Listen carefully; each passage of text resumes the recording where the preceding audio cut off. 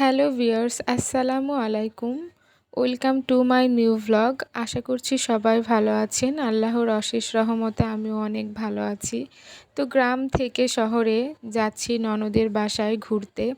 এখানে আমি, আমার এক ননদ, জায়ের ছেলে আছি। বাসে আমরা উঠে পড়েছি। আর বাসে যে এত পরিমাণে ভিড় ছিল, যার কারণে আমরা একদম পিছনের সিটে গিয়ে বসছি। সামনে কোনো জায়গাই ছিল না। তাই বাসের হেল্পারকে বলে কোনো মতো পিছনে বসার মতো জায়গা করে নিয়েছি।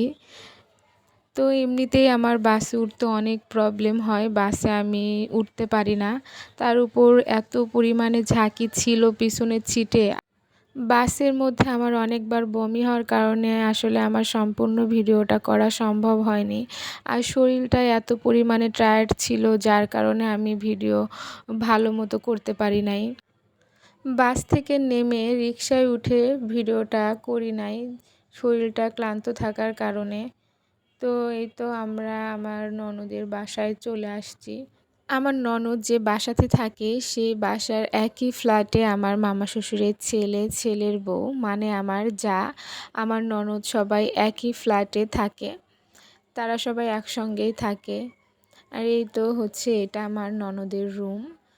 তো আমি রুমে গিয়ে ফ্রেশ হয়ে আসি। তো ফ্রেশ হয়ে আসার পর দেখি আমার ননদ আমার জন্য অনেক কিছু রান্না করে রেখেছে।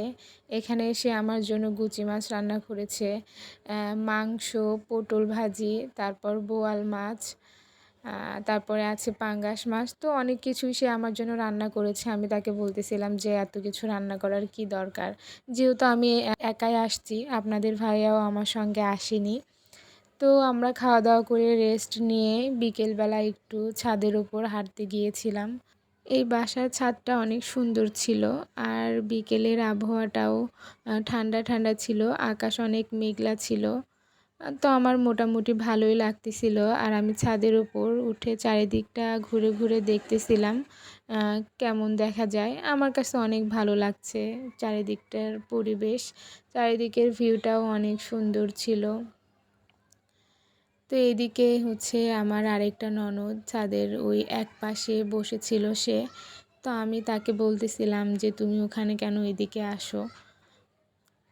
আর আমার এই ছাদের মধ্যে সব মানে এই বাসার এই জিনিসটা আমার অনেক ভাল লাগছে। এই ছাদের এইখানে বসার মতো একটা সুন্দর জায়গা। তারপরে আমরা ছাদ থেকে নেমে আসি। আর এই যে এইটা আমার সেই জায়ের রুম, ওনারা এই রুমে থাকে। পরে আমরা আপুর রুমে চলে যাই। আপু দেখে আমাদের জন্য নাস্তা তৈরি করেছে। আমরা সবাই একসঙ্গে খাচ্ছিলাম আর গল্প করতেছিলাম। এখানে এসে কি কি করলাম, কোথায় কোথায় গেলাম তা কিন্তু আপনাদের নেক্সট ব্লগে দেখাবো। আর আমার ভিডিওটা যদি আপনাদের ভালো লাগে অবশ্যই আমার চ্যানেলটি সাবস্ক্রাইব করবেন আর একটি লাইক, শেয়ার আর কমেন্ট করে পাশেই থাকবেন। ধন্যবাদ।